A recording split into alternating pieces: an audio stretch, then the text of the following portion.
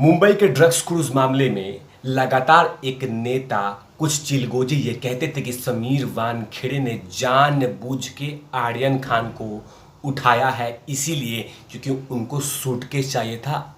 समीर वानखेड़े को पैसा चाहिए था। समीर वानखेड़े पैसा वसूलना चाहते थे शाहरुख खान से, इसीलिए मुंबई क्रूज में जो छापा पड़ा था उसमें स्पेशली आर्यन खान को गिरफ्तार किया गया था। ये लगातार खबर बनी थी, लेकिन जो मैं बतलाने वाला हूँ, क्या उसके बाद वो तमाम चिलगोजे और एनसीपी के नेता नवाब मलिक क्या माफ़ी मांगेंगे? आखिरकार वो कौन सी खुशखबरी मिली है, वो कौन सी राहत भरी समाचार आ रहा है एनसीबी से, अब वो भी समीर वानखेड़े के लिए, ये बतलाना बेहद आवश्यक है। इसी की चर्चा इस पूरे एपिसोड में करने वाला हूँ कि आखिरकार समीर वानखेड़े पे जो दाग लगा था वो दाग नहीं है, वो एक ड्रामा और झूठ था। इसी की चर्चा इस एपिसोड में करने वाला हूँ। नमस्कार, आप देख रहे हैं तिवारी भैया, मैं हूँ वेद प्रकाश। जब आर्यन खान को ड्रग्स क्रूज मामले में समीर वानखेड़े ने उनको गिरफ्तार किया था, उनके साथ कुछ लोगों को गिरफ्तार किया गया था, यही कहा जा रहा था कि समीर वानखेड़े शाहरुख खान से बदला ले रहे हैं। समीर वानखेड़े को पैसे की ज़रूरत है। समीर वानखेड़े ने डील किया है अपने लोगों के साथ। एनसीबी मिलकर एक पूरी तरह से षड्यंत्र रची है आर्यन खान के खिलाफ, ताकि उससे कुछ पैसा वसूला जाए। ये तमाम बातें कुछ चिलगोजे कहते थे और साथ में नेता एनसीपी के नवाब मलिक, वही बड़बोले नेता जो फिलहाल अभी जेल में चक्की पीस रहे हैं, उन्होंने जमकर आरोप लगाया था कि आर्यन खान को इसीलिए गिरफ्तार किया गया था और कुछ भी नहीं है, क्योंकि समीर वानखेड़े को पैसे की ज़रूरत है। समीर वानखेड़े करप्टेड है, समीर वानखेड़े लूटपाट करता है और इसी का तरह काम करता रहता है हमेशा से एनसीबी में। ये तमाम बातें कहा था, लेकिन जिस तरह का रिपोर्ट आ रहा है, क्या उसके बाद नवाब मलिक जेल के अंदर से बैठ के माफ़ी मांगेंगे समीर वानखेड़े से, क्या उसके परिवार से? क्योंकि जिस तरह का आरोप लगाया था वो कहीं ना कहीं डेमोरलाइज तो किया था ही, साथ में उनके करियर पे भी डेंट किया था कि समीर वानखेड़े कहीं भ्रष्टाचारी ऑफिसर तो नहीं है, लेकिन एनसीबी ने उनको क्लीन चिट दे दिया है। लगभग ये खबर आ रही है, प्रिंट मीडिया में खबर छप गई है कि बड़ी राहत मिल सकती है और मिलते हुए दिख रहा है समीर वानखेड़े को, क्योंकि जो ऊपर में आरोप लगे थे भ्रष्टाचार के कि समीर वानखेड़े जबरन वसूली के केस में इन्वॉल्व हैं, उन्होंने किसी के साथ डील किया था, एक फ्लाईओवर पे एक आदमी को बुलाया था, शाहरुख खान के आदमी के साथ कहा था कि 50 लाख रुपये देना, ये तमाम बातें कही गई थी मनगढ़ंत।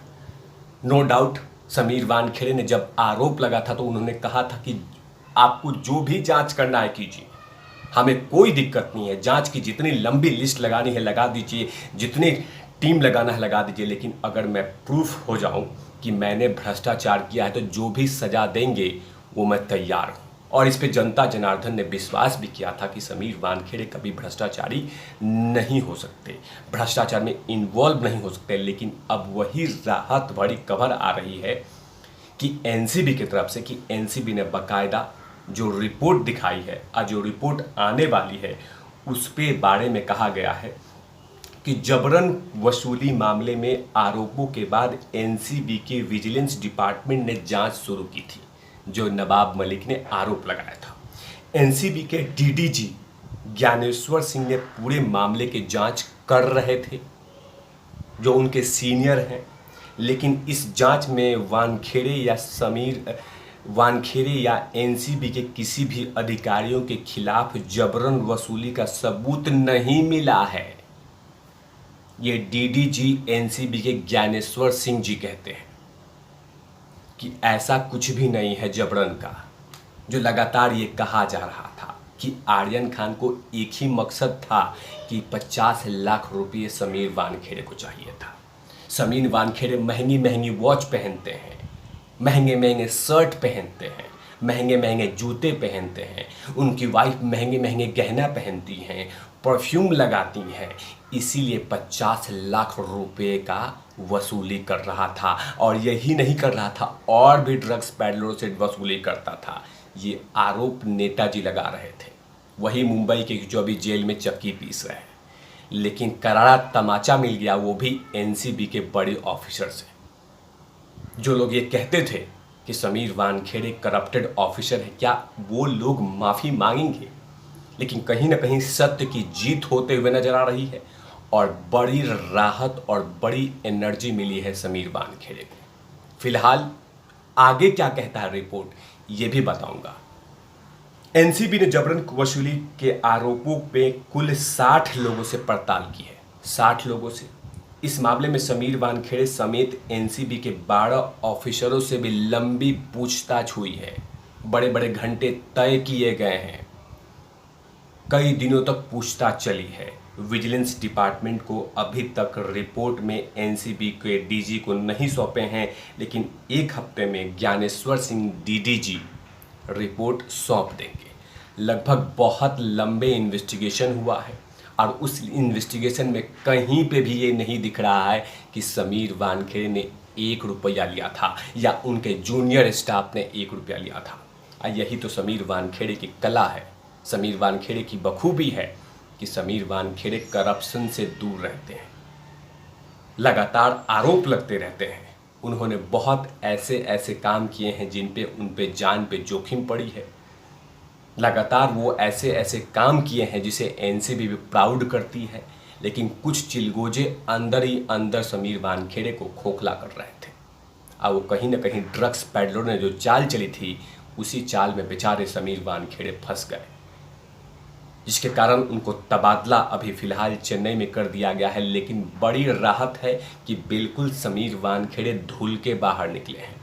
कहीं पे भी उनके वर्दी पे कोई दाग नहीं है। दाग लगाने की कोशिश की गई थी, लेकिन ऊपर वाला देख रहा था। समीर वानखेड़े हमेशा से ईमानदारी के प्रतीक रहे हैं, और मैंने हमेशा से अपने वीडियो में कहा कि समीर वानखेड़े कभी भी भ्रष्टाचारी नहीं हो सकते हैं। मेरे ऑडियंस भी हमेशा से कहते हैं, मेरे परिवार भी हमेशा से कहता है, देश मानता है कि समीर वानखेड़े एक ईमानदार और स्वच्छ ऑफिसर है। इसके लिए बहुत बहुत साधुवाद। लेकिन कुछ मामलों पे कहीं ना कहीं समीर वानखेड़े को फंसाया तो जरूर गया है। आर्यन खान के मामले में उन्होंने फाइल तो मजबूत की थी, लेकिन सवाल अभी भी बना हुआ कि आखिरकार ऐसा क्या हुआ जिसे आर्यन खान को क्लीन चिट मिल गया। जनता जनार्दन इस मुद्दे को लेकर और इस बात को लेकर गले नहीं उतार रही है कि आखिरकार कैसे उनको क्लीन चिट मिल गया, जबकि उसके दोस्त को नहीं मिला है, लेकिन आर्यन खान को क्लीन चिट मिल गया है। लेकिन बड़ी राहत मिली है और बड़ी जीत हुई है समीर वानखेड़े को लेकर। फिलहाल अभी चेन्नई में गए होंगे, लेकिन एक बड़ा जीत समीर वानखेड़े को दिखता हुआ नजर आ रहा है कि उन्होंने कहीं पे भी 1 रुपया नहीं लिया है। तब तक के लिए आप देखते रहिए तिवारी भैया। मैं हूं वेद प्रकाश, कैमरामैन ध्रुव लाठी के साथ। और नॉट लबीस।